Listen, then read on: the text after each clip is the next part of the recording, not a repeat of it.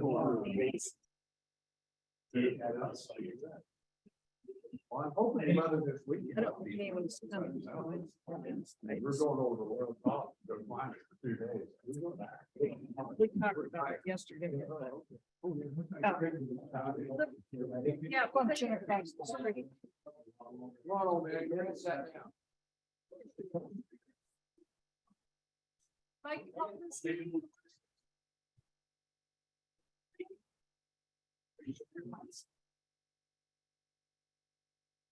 right. Hello there. I'd like to call this meeting to order.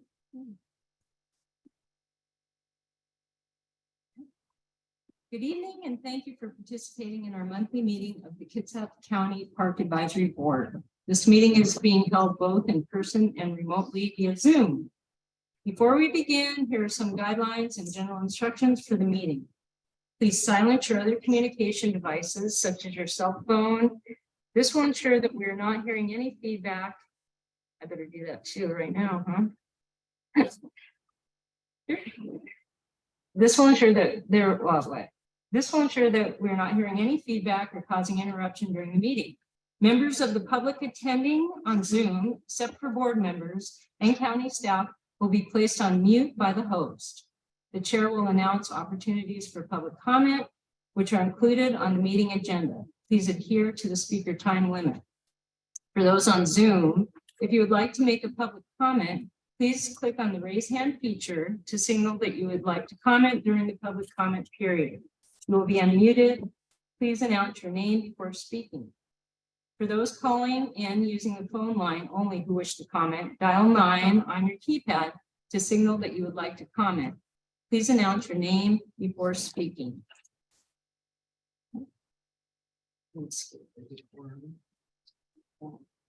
Okay, so are there any corrections on the meetings?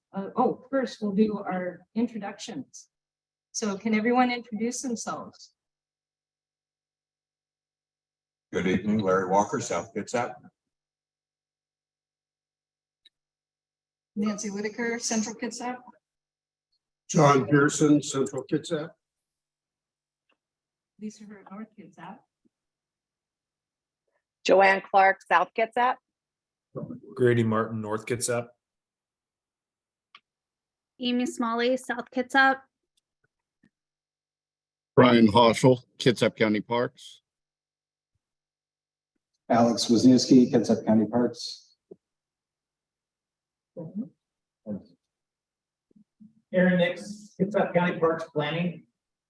Eric Bartleson, Kitsap County Park Natural Resources. Sierra Cross, Kitsap County Parks Natural Resources. Deanna Tuttle, Office Support Specialist. And Chuck Cazzetto, Marketing Communications Coordinator for Kitsap County. It's a full house. Next on the agenda is the adoption of the March 15 meeting minutes. Are there any corrections for those minutes?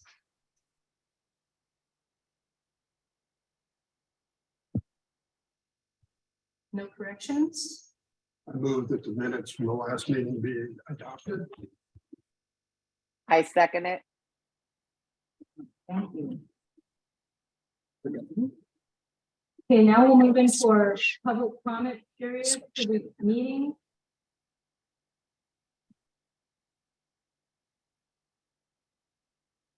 For people that would like to comment, raise your hand, or we have people. Yeah. We have an audience member. Yes. Do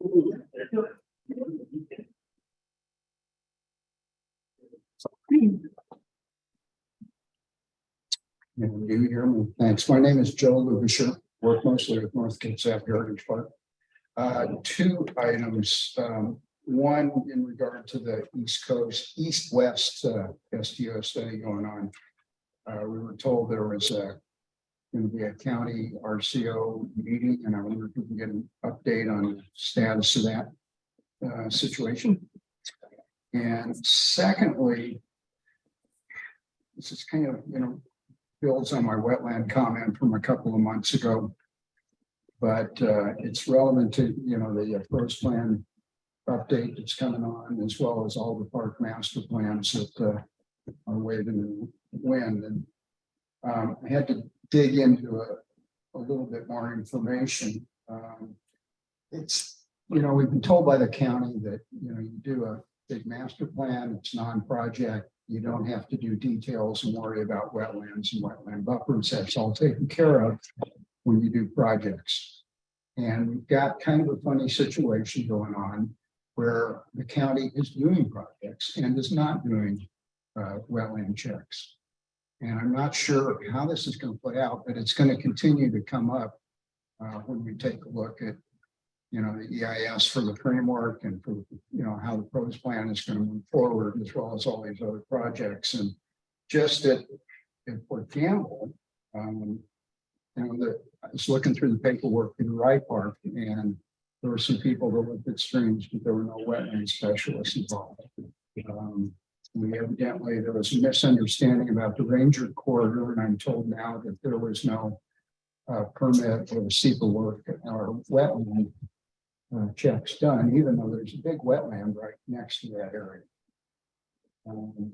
There's one of the clear cuts fairly new up at G1600 that went right across mapped wetlands. These are county map wetlands at that. There's some of the stream beds that have been filled, the parkscape, which I personally don't think that's appropriate trail building. And of course, there's the landscape classification, which is setting up some of the situations where you go ahead and essentially do a project and don't come back and check wetlands or wetland buffers. So did that make sense? So it's a concern that a number of us have, and we're going to have to, it's going to have to be sorted out somehow. Okay. Thanks. Thank you. Do we have any other hands raised in the gallery?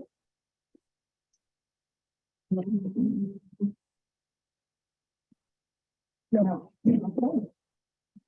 It's a short presentation. Okay, so public comment period is finished. We'll move on to our special presentation reports.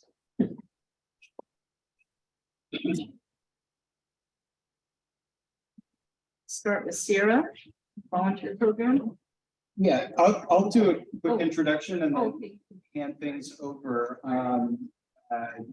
There is a fantastic synergy this week. It is a volunteer appreciation week. And while we didn't fully plan this out, we have two volunteer programs to share with you tonight, two volunteer program items. One is similar to what we provided last year, which is kind of a year in review recap of all that the successes that the program provided to the Parks Department and the greater Kitsap community from the previous year. And we have Aaron Bartleson and Sierra Cross, two of our natural resource coordinators who oversee our volunteer program tonight to walk you through this annual yearly recap. And I'll tell you, last year's was impressive. This year's takes it up yet another notch. So with that, turn it over to Aaron.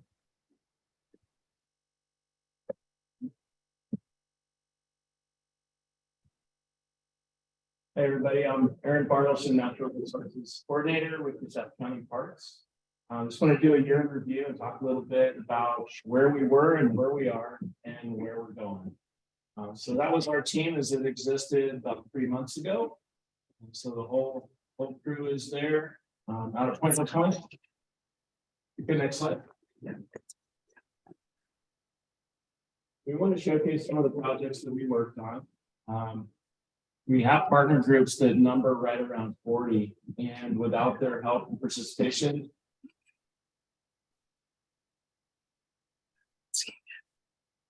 we're good. Good beat. Yep. Yeah, we couldn't get the magnitude of work done that we have accomplished in the last couple of years. So Up top was a multi-agency effort. That was at Chico Creek to do habitat restoration to benefit salmon.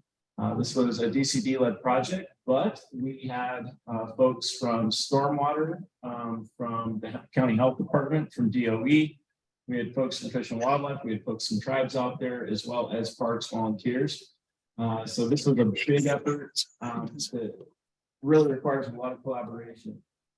Down below, we have Banner Forest, and you'll see a wet spot impounded there on the left. It's been a problem for decades. This trail kind of sits in a basin where all the runoff ends up in this one spot.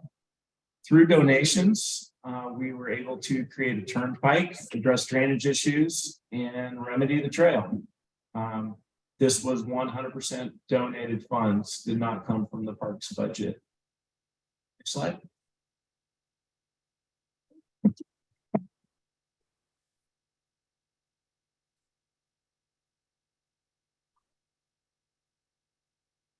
All right, we're moving down to Howe Farm.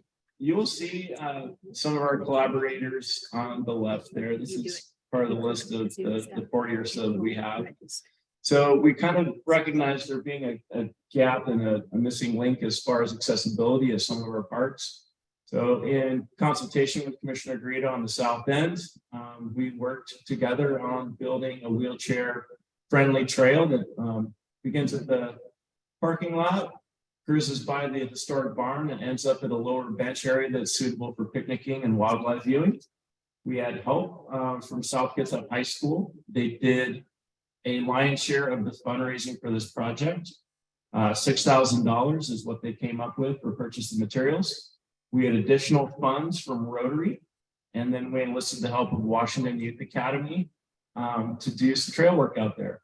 So couple week project out there, but very successful, and the public's going to get a lot of benefit from that. Next slide. All right, so what we see here represented is South Kitsap Regional Park. The upper slide used to have a bridge going across that. Several trees had fallen during windstorms back in the mid 1990s, and it had sat that way for decades.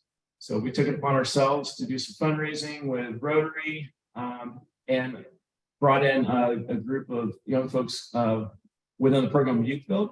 Youth Build is a program that helps to serve underserved kids that are trying to complete high school while learning trade skills. So we brought in approximately 9,000 pounds of gravel with 5-gallon buckets.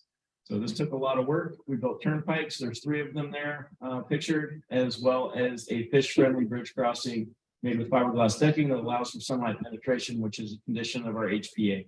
So pretty cool project there. The public's getting a lot of use out of this now. Very good project. Moving on, next slide. All right, so looking at kind of where we were, our 10-year average, and this goes back to around 2010, we had data on our logistics data tracking system. Average for 10 years period was 17,053 hours. Some of the data is lacking just because about the time it came on was around 2020, and I was able to collect work party data extending back to 2018, where they ran 48 work parties for the year. Following year in 19, 67. COVID hits, dropped a little bit down to 56, and then we're kind of getting out of the COVID woods. Picked up another coordinator, so that would be Sam Howard and myself. For the calendar year of 2021, we brought capacity to 119 work parties and 37,000 hours. We brought in Sierra Cross, who will speak next, almost exactly a year ago. Her anniversary is Tuesday of this coming week. And adding the 3rd coordinator, again, expanded our capacity. And we were able to accomplish 266 work parties last year, which was 3 more than we had work days in the year. So a lot of volume, 45,000 hours. So pretty tickled with that. All right, moving along.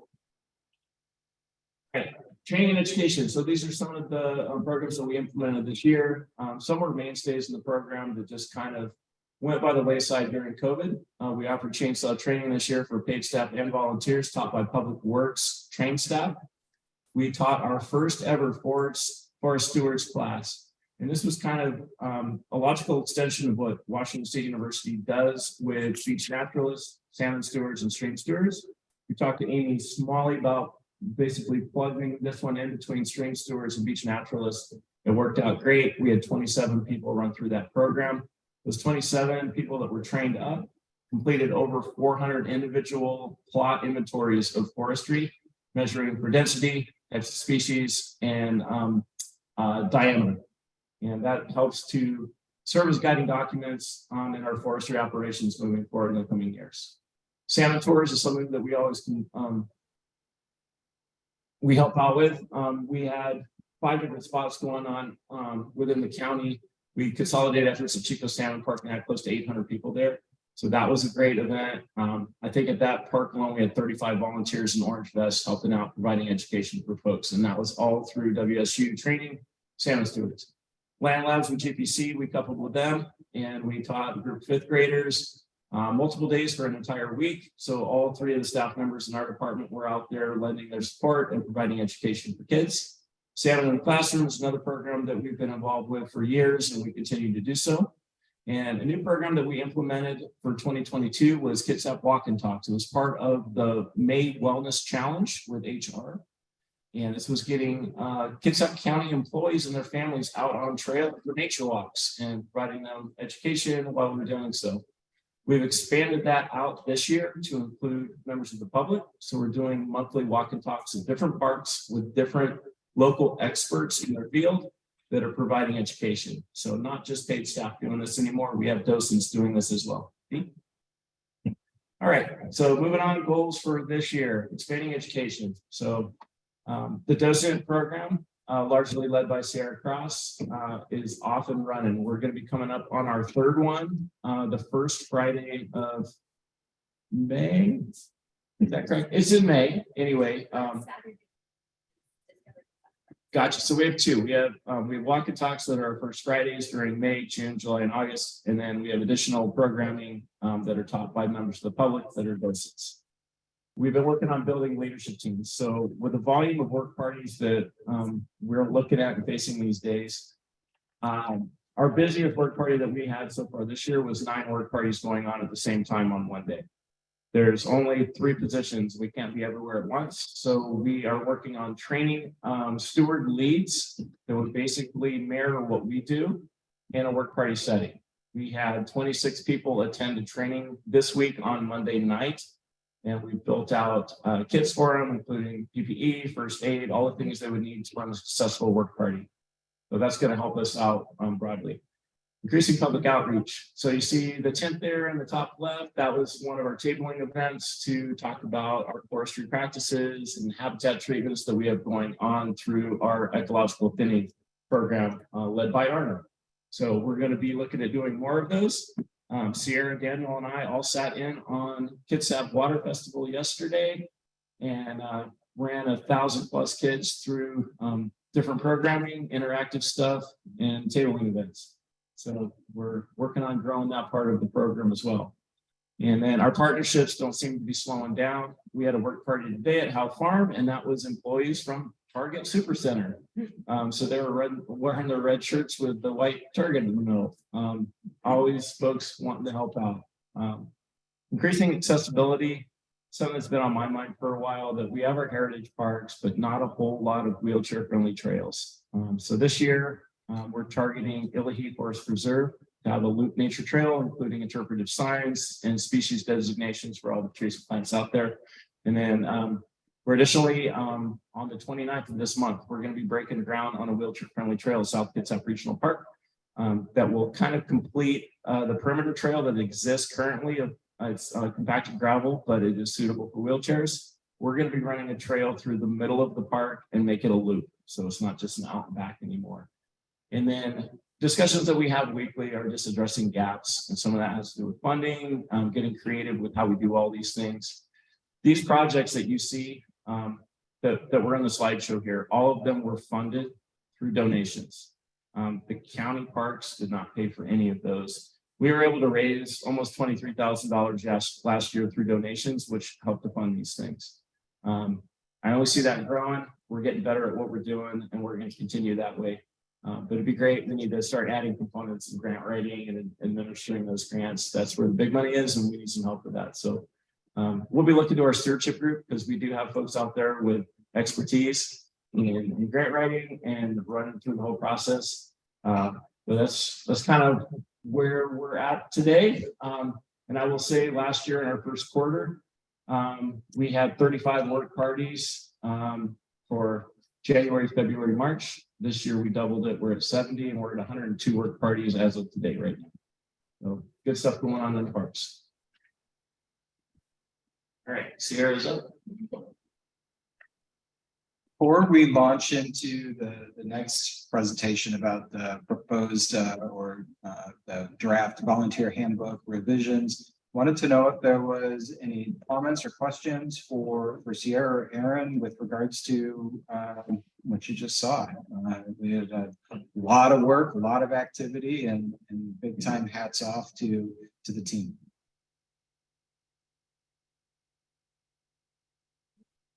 Oh, I have a quick comment, Amy Smalley.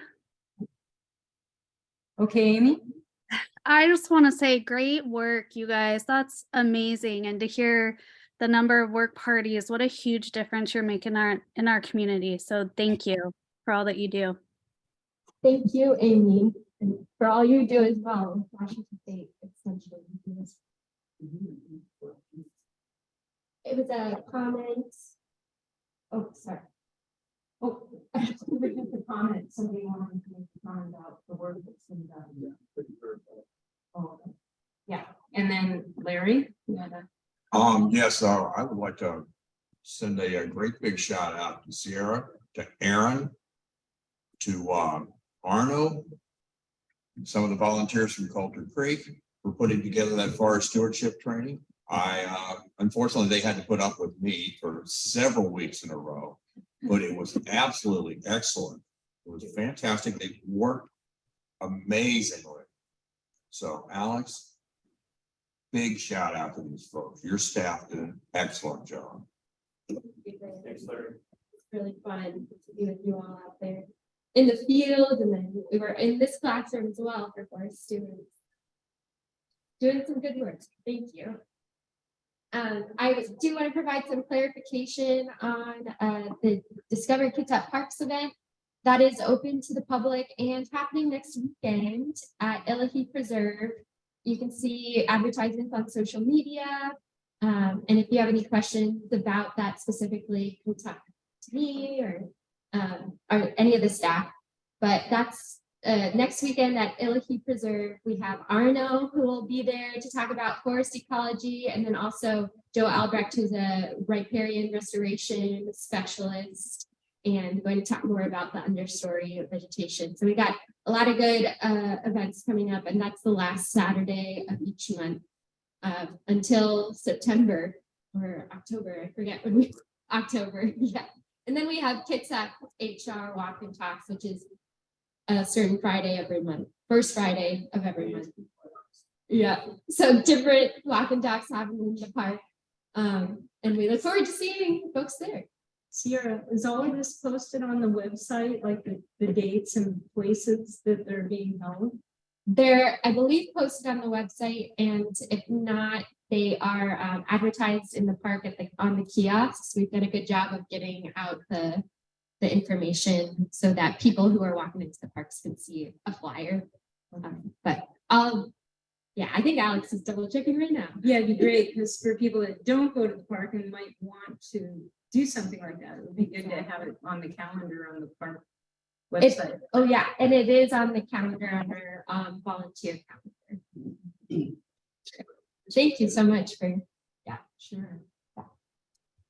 Okay, so yeah, volunteer handbook revision. So since I came on about a year ago, I was interested in what the standards were for volunteers, and worked with Aaron and Sam at the time to look over the current handbook, and that was largely done by them, and also Lori Raymaker, who was the first volunteer coordinator, and then Jackson also put in some work, and so there's been a lot of revising. Hey, Dees, Yeah. click on that PowerPoint. You know, Thank you. So through looking at the handbook itself with everyone, we decided to put some changes into action. And specifically, there was a lot of emphasis on Kitsap County history in the volunteer handbook. So we wanted there to be a lot more information on how you can be a volunteer in Kitsap Parks. And then we also wanted to emphasize all the volunteer opportunities, ways you can volunteer. You can be kind of our top tier volunteer stewardship group.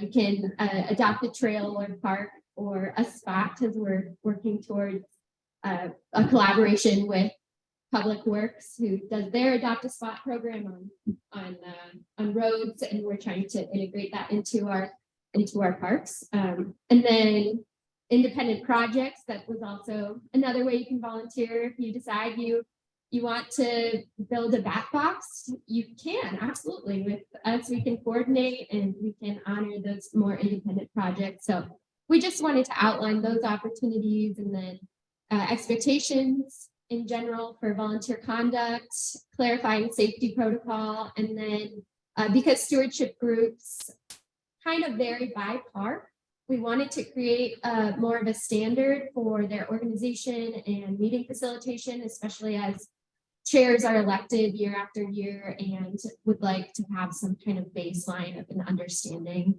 for how they can creatively make their stewardship group how they would like to be. So then we had multiple parties review the handbook, such as the wonderful Parks Advisory Board Committee. Big shout out to Amy Lawrence and Amy Smalley for helping us. And Lisa, I believe you popped in and helped out too. So thank you so much. And we have integrated your feedback specifically on background checks. We do find that to be something that we'd like to pursue. Just working with County Legal Elizabeth to develop that policy and more of a protocol on that, and integrating that language that she has recommended into the handbook. And then we have, as Erin mentioned, a lead volunteer training, or where folks can attend an orientation that has safety protocol and recommendations on how to lead work parties.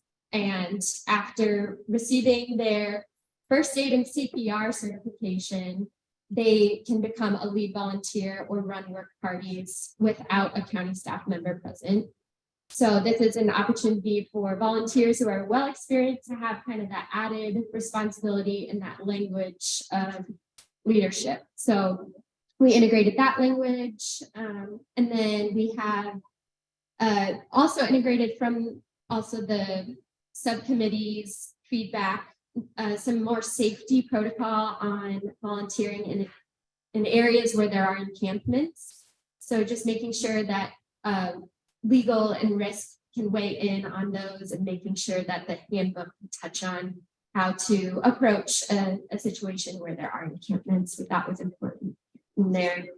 We also organized the appendix, did some legal language updates, and then did some chainsaw training guideline updates in the handbook as well through December 2022. And now today, March 2023, at least a month ago, we integrated some stewardship chair feedback.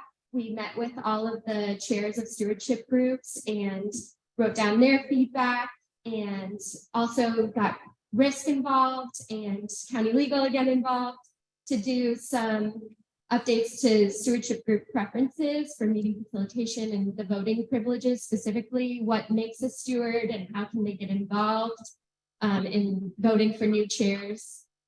And then we also updated some forms for volunteers. And these are just our pending revisions. Legal is reviewing forms in coordination with Public Works for Adopt a Spot. As I mentioned, we're working on that collaboration with Public Works. So want to make sure their volunteer registration system can be coordinated with ours, and the language is all in check. And then we have chainsaw training that happens in October or the fall in general. And we're wanting to work with risk to make sure that's up to spec, and various other forums that involve safety. And then Volgistics is our volunteer registration software and where volunteers can update their hours. So and that has language, and we want to make sure that matches the language in the handbook. And so a lot of just double checking everything is happening right now. And we're working again with legal to develop policy on volunteer background checks. And then after we do our pending revisions and they're all completed, we will upload everything to the website. We're hoping to use our webpage more as a communication interface. We already have our volunteer calendar that serves as that, but with updating forms and the handbook, it'll really serve as a tool for volunteers to refer to. And there's that link in case you're curious. And thank you very much for your attention, and we're excited to grow as a program, and we appreciate all of our volunteers for helping us do that. I have a question. Is there an app or something that we're gonna have to like download, or is that right there? I was like, yes, An app to download for what you just showed. If you can go back a slide, that right there, you said there's that link. Pages on. Yeah, that's just the KitsUp website. You used to have an app? No, I said it'd sure be nice to have an app. It would sure be nice. Yeah. I mean, Volgistic has a different version, to my understanding, that we can add on that make it adapted to an app. So that way it would be easier for folks. You can log on your phone by typing in the URL into your Safari and then, log hours that way. But we kind of have to decide where to put our money and how much we want to invest into Volgistic. How are we gonna use? Because that's a cumbersome process. The cumbersome process. I am a cert volunteer and we use that and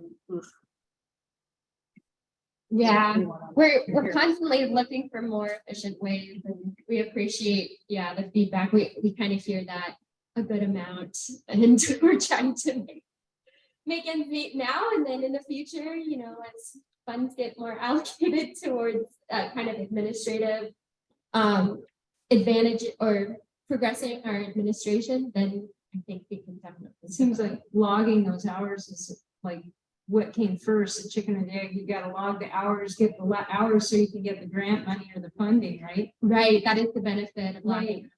Right, so making it as easy as possible, because I know I've volunteered for several groups where it was such a pain, I just didn't even do it. So all those hours just got lost. We definitely hear you. Yeah, Thank you. so even if there were like pieces of paper you could send in.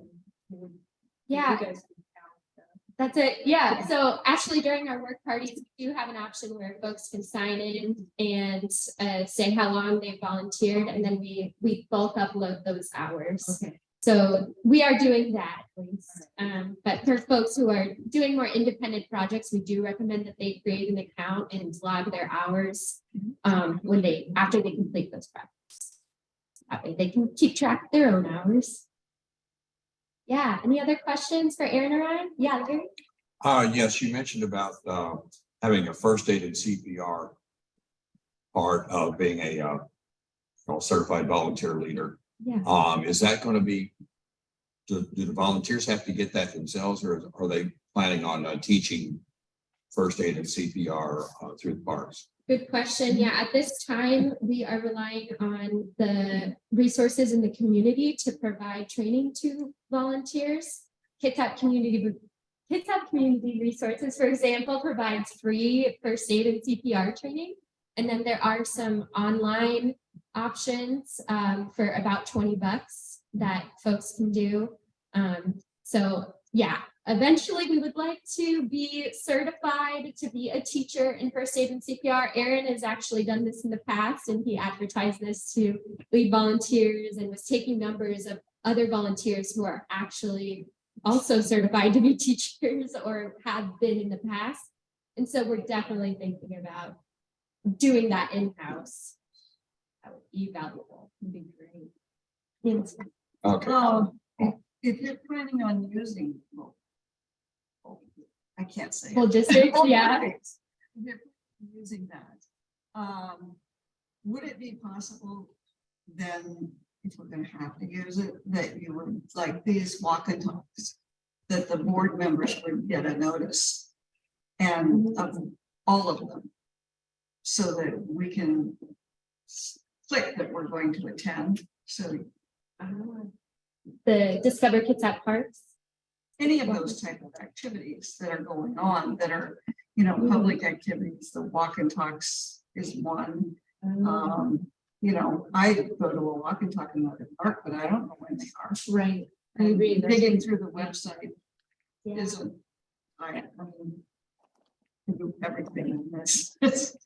Yeah, how would you prefer the walk and talks to be advertised to you? I'm curious. Well, for us, I think it would make sense that, that be used and then we can sign up. Just send Either an so you email. know, Send an email. Yeah.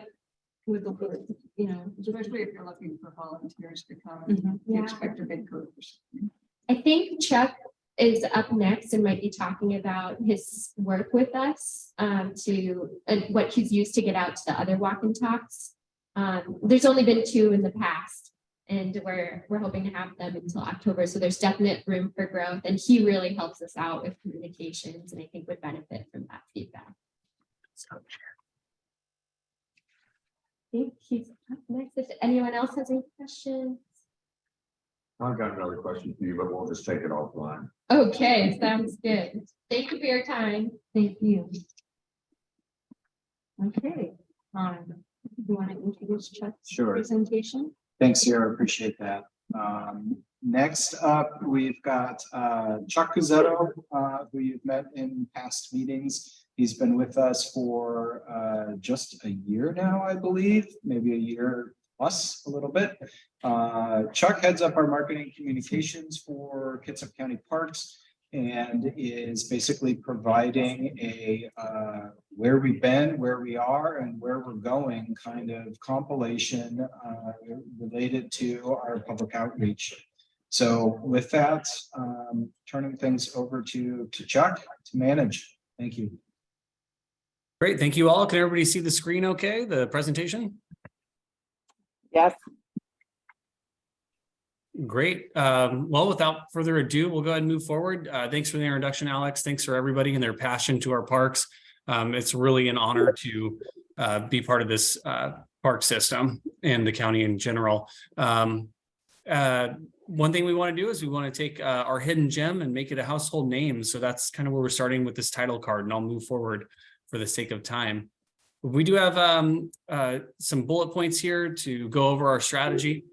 We want to increase public awareness, improve stakeholder engagement, enhance our digital presence, increase participation in our programs, and improve our branding overall. And we'll go through briefly, we'll touch on, we could go in depth, but some of these bullet points as we move along here. And I do want to say, take note throughout this presentation of the imagery. We're going to cover a little bit that as we go along. So one thing we're looking at, the first bullet point there would be increased public awareness. So we want to develop and execute a communication strategy that reaches a wider audience. We want to create engaging social media content, create education materials, and we want to organize events that promote the department, which lastly, Sierra kind of touched on, and we'll get into a little more of that. I do want to recap and highlight some of our social media efforts that are ongoing. We've seen some great growth over the last year and change. Hopefully you can see this okay, but I'll go ahead and give you a brief recap. If you look at the first line here, this is our Facebook followers. So going into 2021, we had about 3.5 thousand followers on Facebook, and we've increased that substantially, looking at about 743 over the year, which is about 8 per day. It's a pretty incredible increase compared to other agencies. So we've had some success there in garnering new attention. And as far as Facebook visits, that's just people that are looking to visit the page, not necessarily like it, but they're trying to glean some information. We've seen an incredible increase there. And we're looking at about 2,000 or so as far as the visits go. So, which is great. And our Instagram was dormant for a little bit, but we're definitely getting on there. We're utilizing some great imagery and the hashtags that people follow on there to get some people out and about and just enjoy the beautiful scenery that we call our parks. Chuck, I don't mean to interrupt, but something happened with your audio and you got a lot quieter. So if you could go back to what you were doing, that would be great. Yeah, can you hear me okay now, Dee? Much better. Okay, great. So I'm not sure where we left off, but I was just recapping the followers. We've had our Facebook increase of followers has been great. So that's the people that actually like the page and go there and they want to have things pop up on their feed as they go along. We've seen an increase of about 743 people since 2021. If you do the math, that's about 8 per day. So that's a pretty substantial increase. And if we're looking at analytics compared to other agencies, it's pretty impressive. So that's one thing that we're doing is we're just garnering more attention, getting captivated audiences in and making sure that the information is reaching them. And then the Facebook visits, again, those are just people that are coming to visit the page and they're just looking at the information, not necessarily following us along, but they're going there to see what's happening, what's new. So you can see the increase there has been substantial. And as far as Instagram visits, Instagram, we weren't really utilizing that when I first came on board, but we have leveraged that as of now, and we've really gained some traction there. So people are enjoying the content that we're putting out there, following the hashtags, and making sure that they're up to date on everything that's going on. And we can get a little more into that, but just like the Discover Walks, that's how we're putting out a lot of that information for people to read, learn, and know what's happening throughout our park system. This goes a little bit into our website.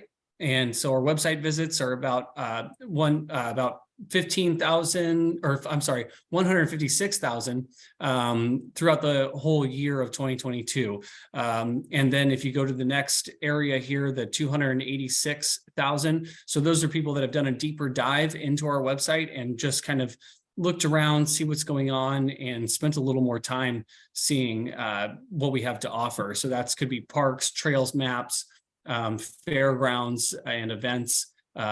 We did add some data here compared to the mobile users and the desktop users. So a lot of people do prefer to do their looking around and researching trail maps and doing some screenshots on there for their mobile device.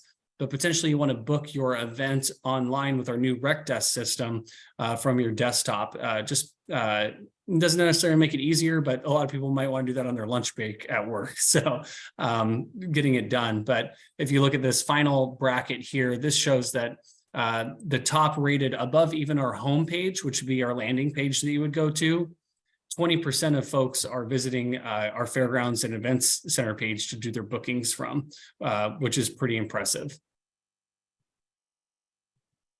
And then we want to look at just outreach and education. So looking at our forest stewardship in Kitsap County, we're making great strides in our restorative thinning education efforts. So you all know a lot about what's happening there and what's going on, but the public doesn't really understand that sometimes there's a lot of background and a lot of history. So you want to tell the story of the benefits and what that looks like. We want to educate them of the past, present, and future.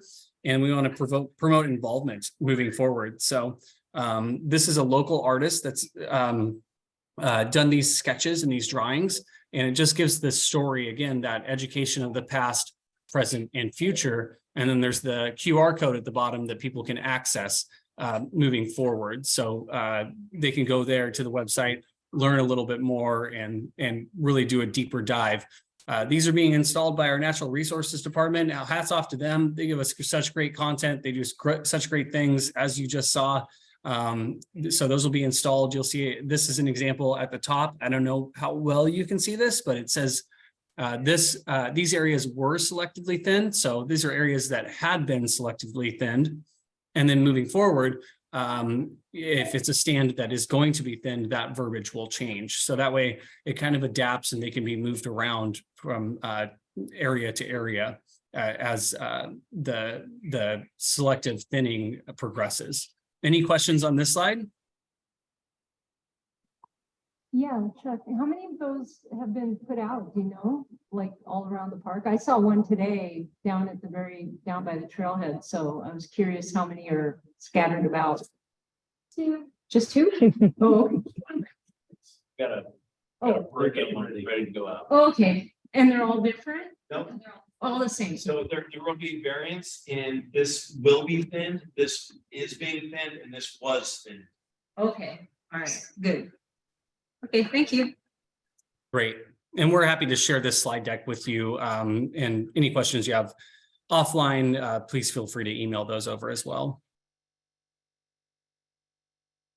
And then here's some public awareness highlights. So I'm sure some of you may be aware with C-Click Fix. So Kitsap One takes care of any potholes, any graffiti happening, anything like that. So we want to adapt that to the park system. So looking at any trees that might be downed over trails, litter that's left in the parking lot from people, dumping, unfortunately, some things in the parking lot. They can report these through C-Click Fix. So that whole system will be integrated into the parks, and then people can select an actual park. They can geolocate it, and they can provide that information and keep updated as to what the status of it is. It's a great tracking mechanism also for our staff in general. So Sarah mentioned Adopt a Spot, so I won't go too far into that. But Adopt a Spot is going to be a really great way to capture what our audience and people that are passionate about looking at what we need to do moving forward for just litter pickup, maintenance, trail systems. So it's in development, but I won't spend too much time on it just for the sake of where we're at, and move on to WRPA. So WRPA is our Washington Parks and Recreation Association. So that's a great way for our staff to utilize resources and forums to learn from trial and error from other departments, glean information, and just ask questions overall. And we were also featured earlier in 2022 as a highlighted park system, if you will, for the county across all of Washington, which was really neat. So we have that badge of honor, if you will. But so where are we going? We talked a little bit about website improvements. We started a little bit with the volunteer page. We're looking to expand that, update the photos, make sure that everybody's seeing the information they need on there. And it sounds like there might be some overall restructuring of the website that we will be doing moving forward, such as where people can access information easier and more readily, and just getting everything updated across the whole spectrum, be it links to meetings such as this, or just volunteer engagement or the events that are happening. We want to expand our professional network moving forward. So that could be Bainbridge Island, that could be Poulsbo, that could be across the water in Seattle. We want to make sure that we're talking together and just really learning from each other. And then looking at increased program area awareness. So we want to highlight what the good work that our natural resources department's doing, but also highlight the good work that our M&O department's doing. They're helping out our playgrounds. They're clipping the lawns. They're doing the line trimming, and we want to make sure that we're really capturing everything that they're doing, and then all the planning and parks planning that we're doing moving forward. So we want to make sure that we're increasing the awareness of the program areas themselves. So improving stakeholder engagement, we want to build those stronger relationships with our community groups. And I'll recap some of the ways that we're doing that real quick. So internally, there's two sectors. There's internal stakeholder groups, and there's external stakeholder groups. So a lot of people forget about those internal groups, right? But we're really working on the Coulter Creek meetings were a huge success, thanks to Aaron Nix and what that looked like. The Point No Point meeting. We've worked together departmentally to make sure that it was a success to provide the information needed for those constituents that are impacted by the king tides that came in.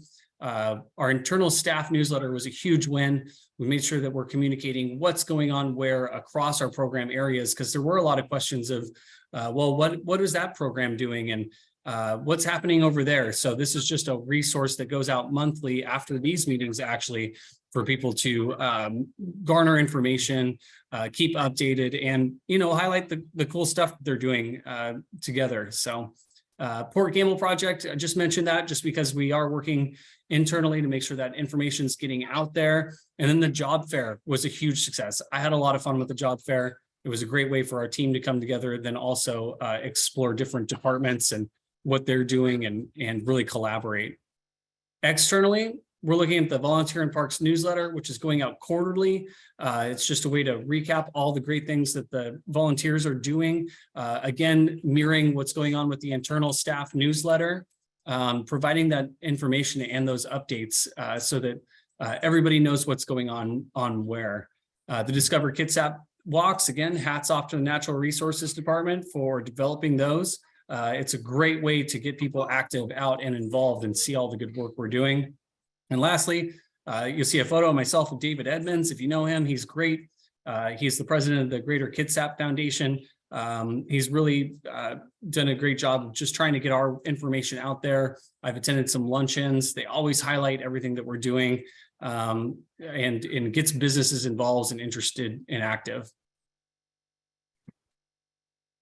So where are we going? We have the parks, the pros plan we talked a little bit about. So we definitely want to engage our constituents and get their feedback from there. You'll see to my left, I think potentially you're right. This is Island Lake. This is a great shot of a fisher person on the water doing what they do best, going through their tackle box and figuring out what works, just like we do, right?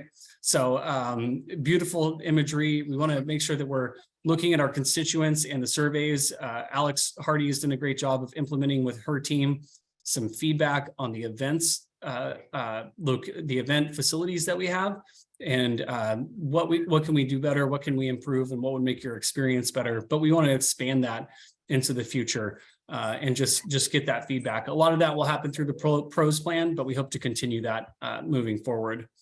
And then also positive earned media awareness. Earned media would be like your newspapers, your Kitsap Suns, your newsletters, all of those things. So we want to make sure that we're building strong relationships and ties so that we're telling our story in a positive way. We're really doing great work here, and earned media is really hard to garner, but even easier to lose. So as long as we keep those great relationships intact, we'll make sure that our good work's being highlighted throughout our media outlets. And please stop me if I'm moving too fast. I just want to make sure that we're being cognizant of everybody's time. So we want to enhance our digital presence. I mentioned a little bit about these photos. So that's part of what this is just capturing who we are and what we do, really channeling that mission, developing a strategy, producing high quality visuals, and enhancing the experience of our online followers. One of the ways we've done that is we've worked through Rec Desk. It was great when I was onboarded and heard about this. I was so excited. We've been implementing Rec Desk as far as just online bookings to make it easier for people, but also seeing how we can better leverage that to get the information out there for our constituents to be involved, be it a volunteer event, a public event, much like the water festival that happened. Great job to our Natural Resources Department there, and our other departments that were working with that. But also just getting the information, they can click on a link, they can go to the calendar. Still working through some bugs, but we're going to get there overall, and I think it's going to be great. If you look at the images, this image right here is Chico Salmon Park. This was taken during the when the salmon were running upstream and upriver. We had some great aerial drone video and photography done, some great ground video and photography done. And then our staff, which is my favorite part, have been engaging in just sharing photos of overall activities that are happening in the park. Great shots of the fog rolling in over the water. So they're really engaged, and I think that's awesome. So hats off to Brian and his team for sharing those photos. It's been a pleasure to get those out there. And then also compiling an image library. So we're putting all those in a database so they can be used in the future for presentations much like these. And then we want to definitely increase public participation. I will mention this photo briefly. This is a younger kid that was fishing off the dock. Was absolutely incredible to get the image of the family dropping him off. It just really showcases what we do, and just that our parks are a wonderful place to visit no matter what your age. So we want to develop targeted outreach strategies and communication efforts, leverage our social media channels themselves, and then partner with community groups to cross promote. So looking at those other outlets such as stewardship groups, Paul's Boat, Bainbridge, like I said, and just seeing how we can get everybody coming together and recognize that Kitsap is a wonderful place to live, work, and play, and overall create compelling content for people to engage with. So our volunteers, I touched a little bit on this. We have our increased participation. We want to build our base with those volunteers. So really work on that volunteer website page, get our images up to date, tell our story a little bit more, highlight our volunteers and events on social media. So that is one of our biggest convergent rates is people just loving that the volunteers are coming together and really being passionate about our parks. And I think we all show that by being here today. It's just a wonderful thing to do and people really love it. We had our volunteer recognition event. It went really well. It was well received. We look forward to doing those in the future. And then I've been trying to attend more of the volunteer meetings just to put a face to the name, lay out some expectations, and let Sierra and Aaron and our new addition just know that they're the channel to go through. They're here to support you, and we want to give you all the tools, and we're happy to do that. So they'll kick everything to me if need be, but just again, getting grassroots involved with everybody. Our Parks Passport. So that's a newer addition, and we're still just making some tweaks to it, but we want to make sure we had something to give all the attendees of our water festival. So our Parks Passport, I'll send you all a copy. It's really cool. It's there's no right or wrong answers, but there's about 5 to 6 different parks in there. And as you visit those parks, you'll answer a questionnaire. How many insects did you see? What do you think the diameter of the biggest tree is? Aaron Bartleson came up with some great questions. So I look forward to you utilizing it. And if they fill out that front page, they'll send it back to us via email or social media, or just drop it off at the park's headquarters, and they'll be entered in a raffle that has, again, been donated by the Greater Kitsap Foundation. So it's a really cool way for people to get active and involved in our parks. And lastly, our hybrid meetings. As you can see, Dee has done an incredible job just wrapping her arms around getting people to participate in these meetings from a remote location, increasing accessibility and convenience. So hats off to her. I'm just here to highlight all the good work that's being done. So our hybrid meetings, I think, have been a great success and really well received to mirror in other departments and program areas throughout the county. So we're trailblazers, no pun intended. So I got a little laugh. I heard a little laugh there. So we want to definitely improve our overall branding. We want to develop cohesive and consistent messaging that reflects our core values. A lot of that will be coming out of the pros plan, but we want to move forward right now. Here's another shot of Island Lake and just all the good things that are being done there. You can see the beautiful lines in the grass. We want to look at visual branding elements and materials. So that might look like bringing on a consultant in the future to develop some signage style guides and brand guidelines, because we can only do so much, and it's nice to have that outside view looking in. And lastly, I'll go ahead and play. It's about 3 minutes or so. So Alex, W, do you think we have enough time for this? Yeah, go for it. All right, I'll go ahead and play this for you, and then we'll open it up for Q&A.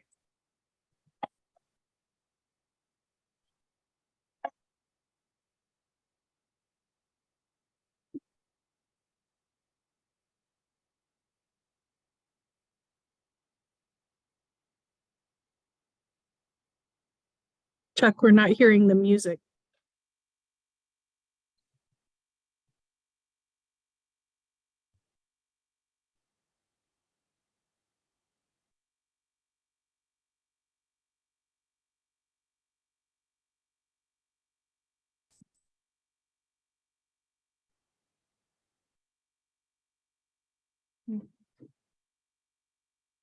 A little choppy. It's smooth, and I think that's technology challenges.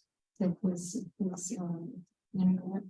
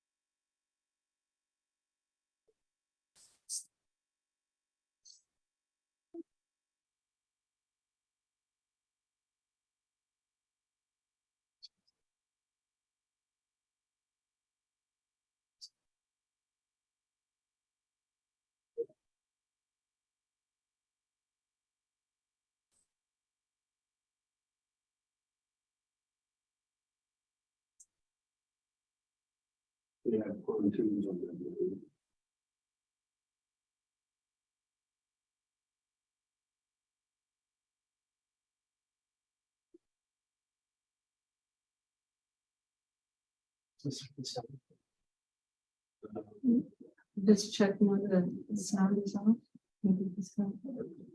Music.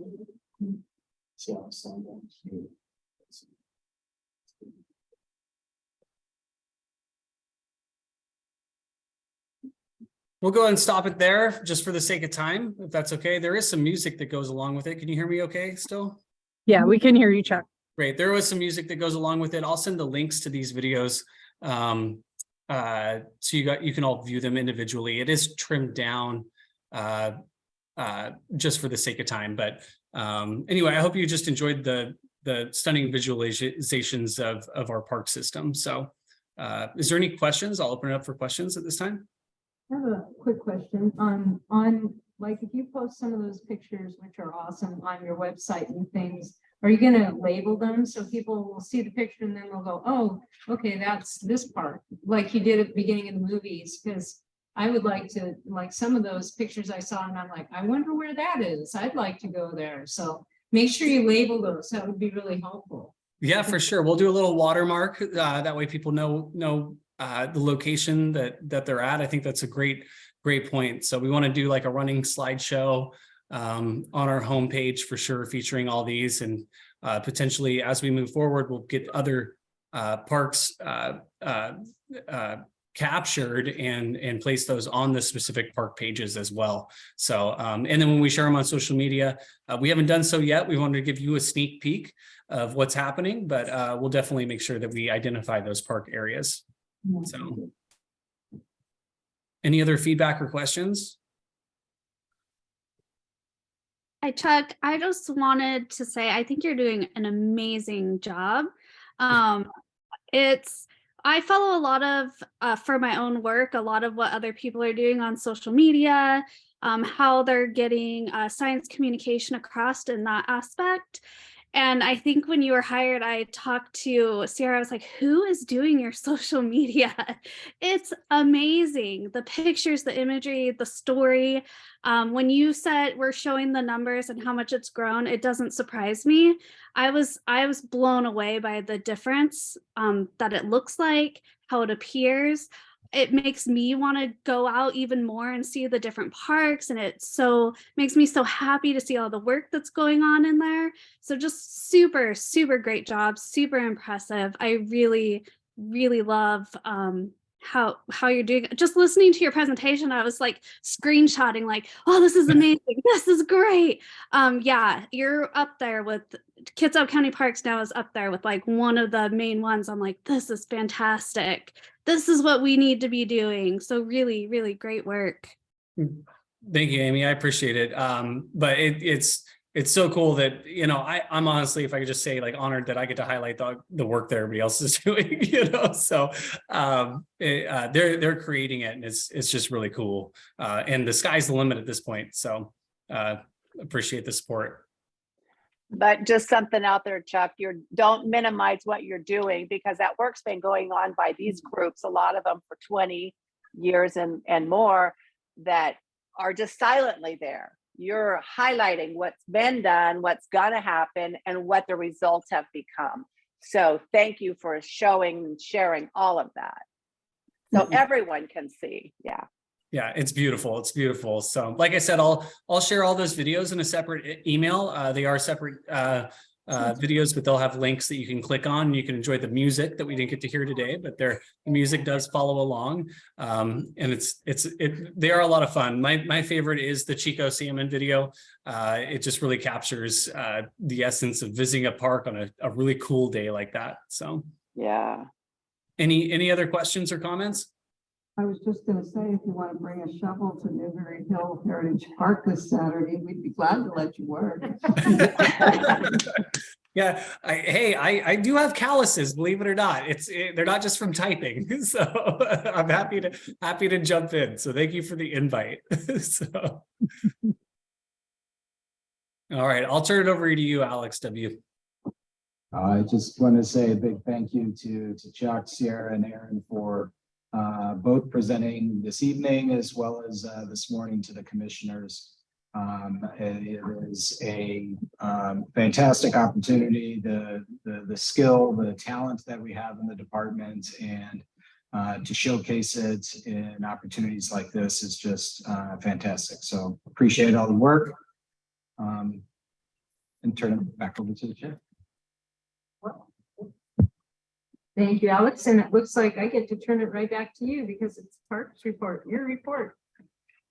Yeah, so thanks, board members. And technology, right? Okay, so you have the written report. Actually wasn't going to draw attention to any of the specific items this week. Certainly can answer any questions, but did want to share one piece of information that's not captured in the director's report. And it relates to a staffing transition that we will be going through over the next couple months. Arnold Bergstrom has submitted his retirement. His last with the department will be June 30th. He has been with Kitsap County Parks for 10 years, and really the restorative cleaning program that we currently facilitate for our natural resources division was born from Arnold. He developed it, he drafted it, he got it, approved by the commissioners. He created it, and he has managed it and grown it over the last decade. So the department, the greater Kitsap community, our trees and our wildlife. Arno, a big thank you for improving our environment, wildlife habitats, and our human experiences as we walk on trail and traverse through our park property. So very, very happy for Arno as he moves into a new chapter of his life, but very sad to see him go as well. He certainly left his mark on the Parks Department. Ready? Alex, is due to the special nature of Arno's position there, is there going to be any overlap, or are they going to have to wait for him to be gone before they can replace him?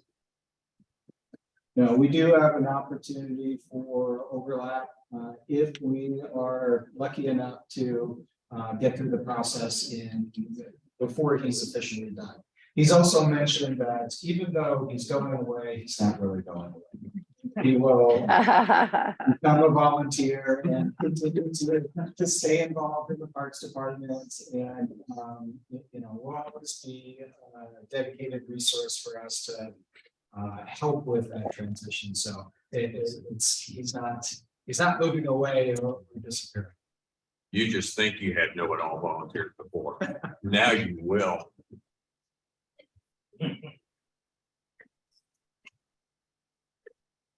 So with that, with regards to any of the written items, any questions or comments from the board? Otherwise,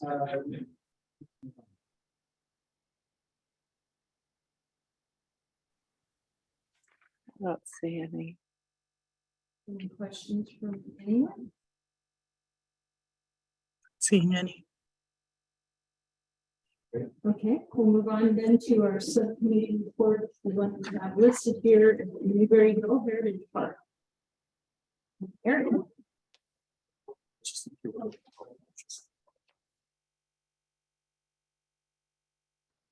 Hi, guys. Is on? Thank you. Appreciate your time. I will really try to be brief. A couple issues that I want to talk to you about. The first one, I'll let you know that Bill Struck from our Public Works Department is actually here. He's a resource for you as I go through this, and my hope is that he keeps me saying the right things on the project. We were kind of informed about this a month or so ago. I don't know if folks are aware. Dee, could you put up the email with the pictures on that. Go to the picture that shows the location, so go down off of that. Right. This is what you want to show? Okay, I'm gonna So- share my screen.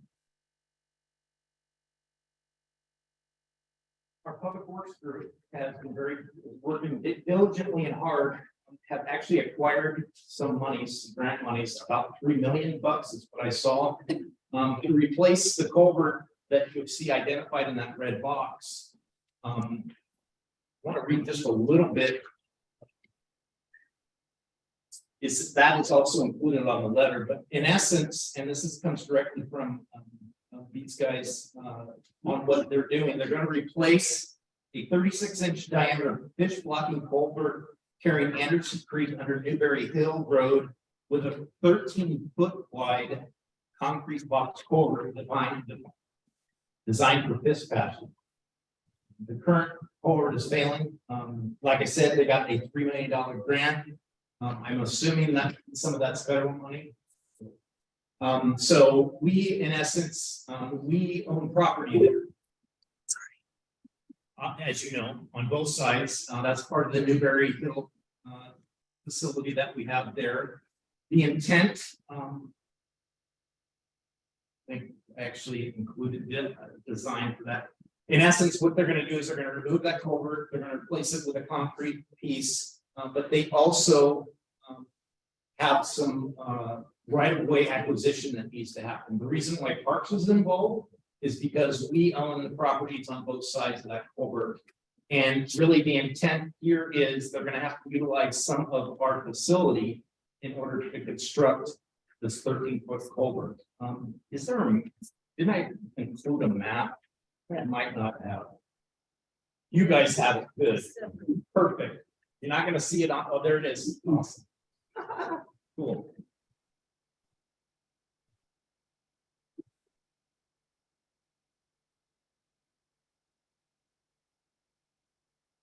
This is a kind of a preliminary design that was done.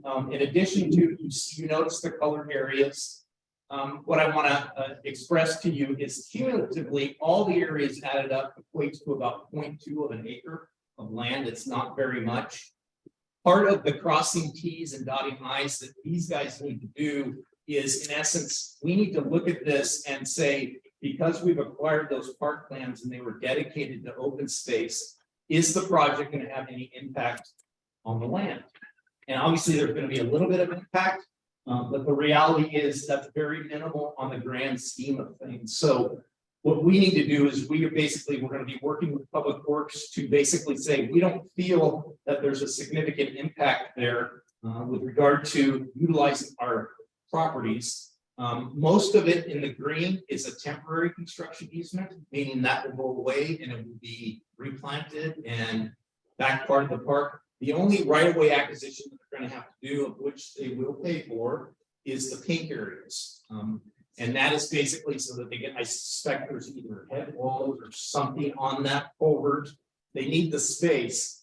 The real benefit in my mind is now we're opening up that full habitat upstream of that with fish passage. So what we'd like to do, what we plan to do is we're actually going to have Alex put a letter together, basically telling the granting agencies at DNR, basically, we don't feel this is going to have any impact, understanding that that land was acquired for natural resources, park access purposes. We don't feel there's significant access, and we would say, please go ahead and move forward with the formal design to get this thing constructed. So, did I miss? You want to add anything? Okay, glad to. He's here for questions if you have it. I personally think, you guys, this is the why we're here. We want to try to help Habitat and improve it to go from a 36-inch pipe that's about that big to 13 feet. It's huge. So this is going to be a real benefit for the park. I don't think we're looking for you guys. Just want to make people aware of the project and just any thoughts that you guys might have on it. I think it's a no-brainer, but What was the pink square down here? that is right of way that they're going to have to acquire, meaning they're going to have to pay us for the square footage of the land that they're going to locate this culvert in. So that is land that basically public works inventory is their land to maintain. I know it's insignificant. But that's how it's, crossing T's, dotting I's, keeping it separate. So. If I might add a couple of things and then we can turn it over to questions for both Aaron and Bill Stark. And just to clarify, Bill owns Stark Environmental. He's a consultant hired by Public Works on this project. What we are looking for from the Parks Advisory Board tonight is to make a motion on behalf of the basically selling off a portion of the park property, which is outlined in that pink, those pink boxes on there, which would allow for this fish passage project to move forward. It is one of the requirements for the funding to see the project through to the end. And we'll go to questions. Nancy. As a member of the Newberry Hill Heritage Park Stewardship Group, we've been expecting this for a long time. And that said, I'd be glad to make that motion.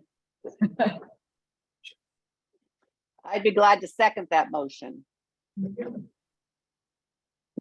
Motion has been seconded. Passed in first. Motion is passed. Yeah. Oh, we have to have, okay. Robert's rules kind of. Right, okay, that's Further discussion. any further discussion. Check and see if anybody.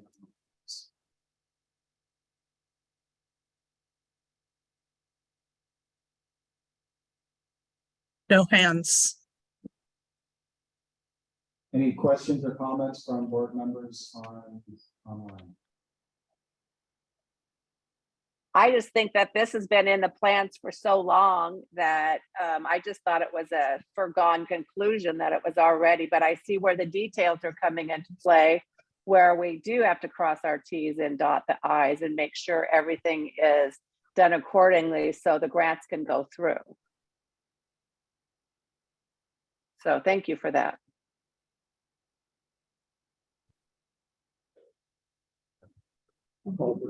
So shall we call for a vote then? Your call. Okay, let's call a vote. All in favor of passing this? Aye. Aye. We've got a majority here. That's. Or technically, we have to answer any nays. Oh, okay. Any nays on this? No nays. Okay, great. Thank you, you guys. All right. Very much.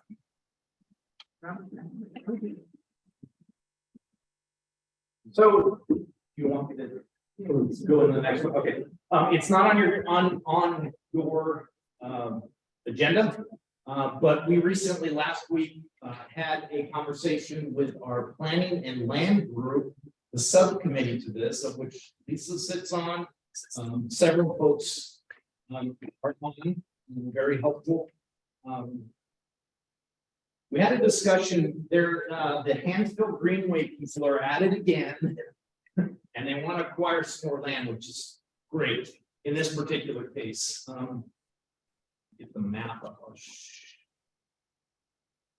Is there 2 pages or is that the staff? There's multiple pages. I just need to focus on that. I know that's hard to see, you guys. In I just essence, need to this share. is the flyer that the Hansville Greenway people had put together. Basically, it's describing there's a 10-acre piece that they would like to acquire further into the park itself. We'll get that map up. for the PDF. That's right here. That's it. Now go to share screen. That's it. This is share screen. I'm trying to find the document. Thank you. My apologies. So for the benefit of everybody here, I know this is hard to see and I apologize. There's a box down here that is basically 10 acres. That's a component to the Lower Hawks Pond. What the Greenway folks would like to do is actually acquire that piece. It's currently for sale, but it's under a purchase and sale agreement as we speak, for a certain amount. So they've started fundraising for this. In addition, they have asked, go to that other page on that same one, that shows the properties perfect. These are properties that we actually were donated to us, in the past. We did not utilize RCO monies. The reason I say that, RCO monies, it's very important because they often come with strings, meaning you can't develop it, those kinds of things. We don't have that here. These were donated, and it was a cluster of this, and this entire piece right here. It equates to about 13 acres in total. What they would like us to consider, and what we talked amongst that subcommittee, is this piece down here identified as 3-008. It equates to about 0.42 acres. As you can see, it's part of a development. So that if we did sell this, it'd probably get a single family house. I've looked at it. I don't see any wetlands or other sensitive areas right there. So I think it could be a good commodity. There was some initial discussion with the real estate folks. They were thinking in the 90K range potentially. So the intent is, at least under the purchase and sale agreement, they would like to buy that 10 acres for about $230,000. They have 80. Add in the sale of this. They've also requested some conservation futures money. If we sell this, we're hoping that would offset that. So conservation, we could leave that alone. They may need a little bit, but really the intent, our contribution would be that 90,000. So I'm actually gonna shut up unless there are questions. And I'm gonna let the people that were actually in the meeting that did the work and had the discussions kind of talk about this a little bit. Ultimately, the group agreed that we should pursue getting this sold, so that we can acquire that other 10-acre piece. Lastly, we still have a couple of steps that we have to do, obviously. We have to go in front of our management committee, which we have internally. As part of it, there's code about it. It includes the city administrator or county administrator and other folks to review that, and then it has to go in front of the board for approval. So I'm gonna let Lisa and other folks, Joanne, speak, because they did have a very healthy discussion about this. Please. Yes, we, as it's laid out, we had all the documents, all the legal jargon. Joanne, and- we're gonna have to ask you to speak up. We're not able to Oh. hear you in the room. Oh, I'm sorry. Can you hear me now? Barely. Okay, I'm gonna let Lisa go ahead and speak because for some reason my communication, we were both in that meeting. So Lisa, if you don't mind, I would like your take on our meeting because they can't hear me very well. Okay. Did you hear that? Yeah, I think I was in favor of it. I did ask though, when property is donated to the parks, you know, sometimes people want that money to stay within the park or be utilized for things in the park. And it seems like this is a perfect switch for a little piece of land like that to help buy a adjoining piece of property that would be a throughway for two ponds. And I think we were all in agreement with that. It seems like 10 acres for 0.42 acres is a good switch. Yeah. The property that's wired. This one? Yeah. Yeah, so you've got the lower Fox Pond, upper Fox Pond, and it just seems like a perfect joiner. And if the stewards are all for it, you know, they know they're the people that watch that property all the time. It seems like I thought it was a good suggestion. Yeah. Joanne, do you have more? Yes.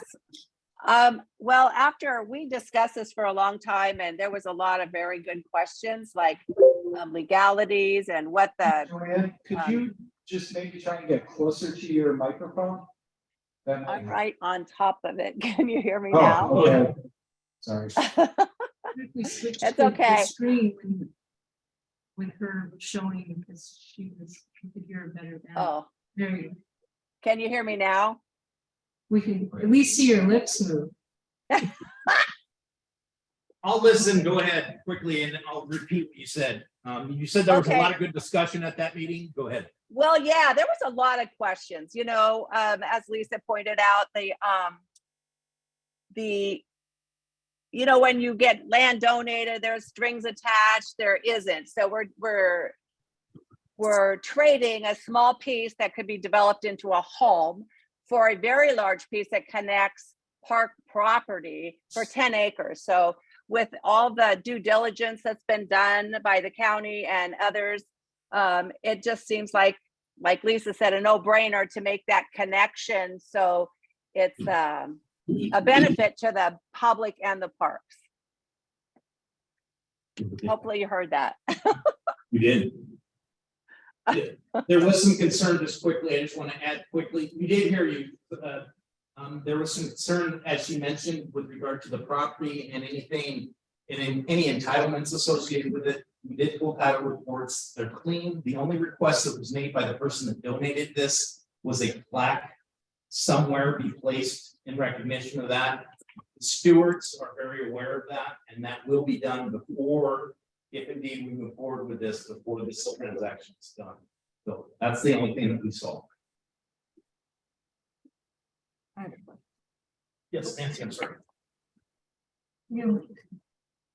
Maybe I misunderstood, but you said that there was already a purchase and sale agreement on it from the county as the buyer? No, ma'am, no. Well, no, that's what concerned me. So is that buyer willing to step away?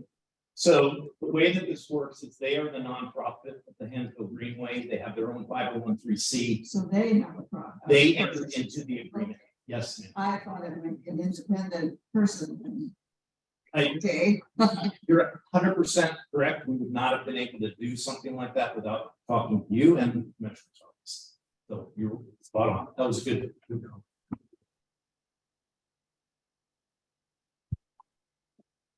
Thank you. Is that it? Any other comments, questions?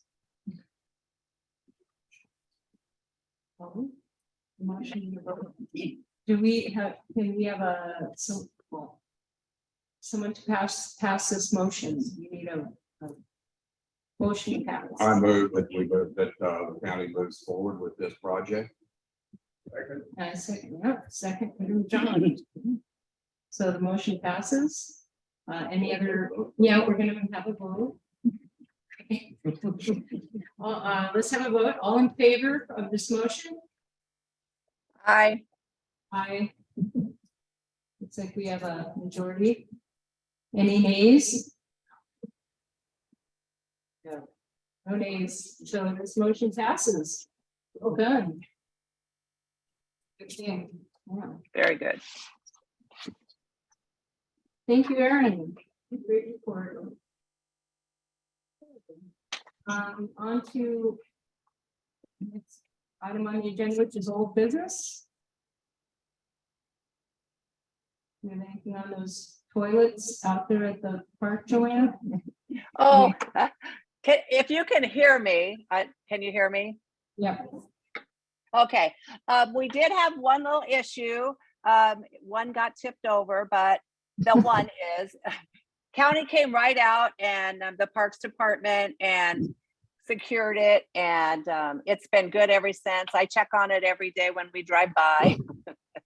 So it's, it's going to be well used, especially when the weather turns nice. And the store did open, the Olala Bay Market, and it has been packed.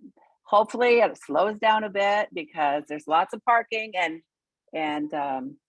we may have to address some parking things in the future, but hopefully everybody will be respectful of the park and the boat launch to where, we had, as a member of the community, I'm there. And so on the causeway, that was solid all the way up. The little bay was solid. Cars along Park the Road. The boat launch was full. The parking lot was full. They had a soft opening that turned into a grand slam for days. So they are adjusting, and I think that it'll settle down. It's new. People have been waiting for 2 years, and I think that it'll settle down. Time will tell. So thank you. And the the porta potty is great. Excellent, good to hear. They are important after all. Yes.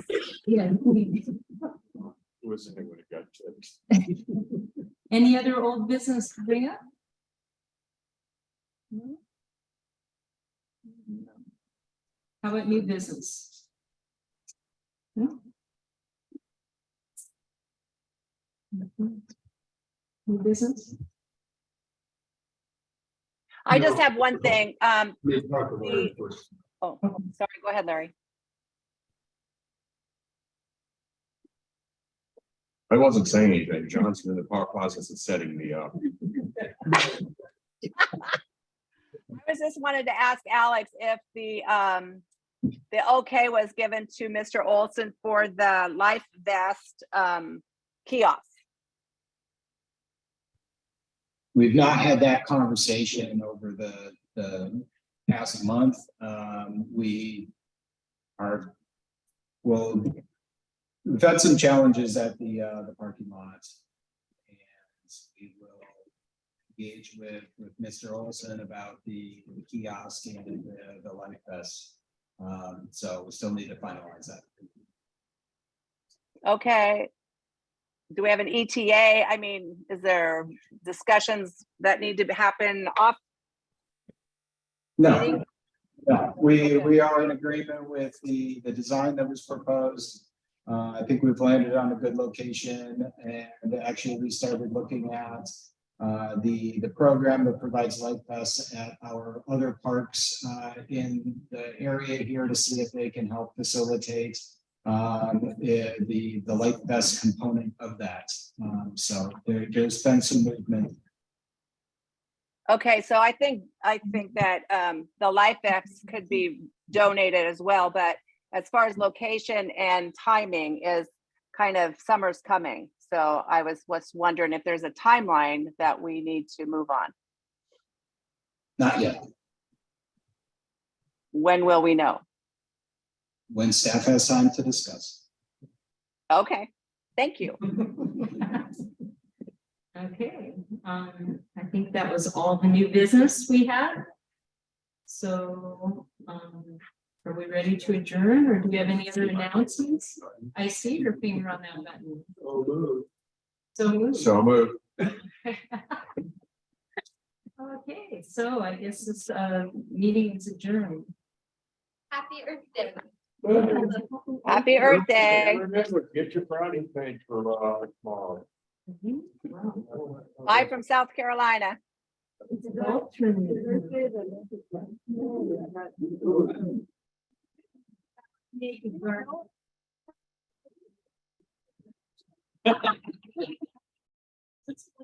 Very early.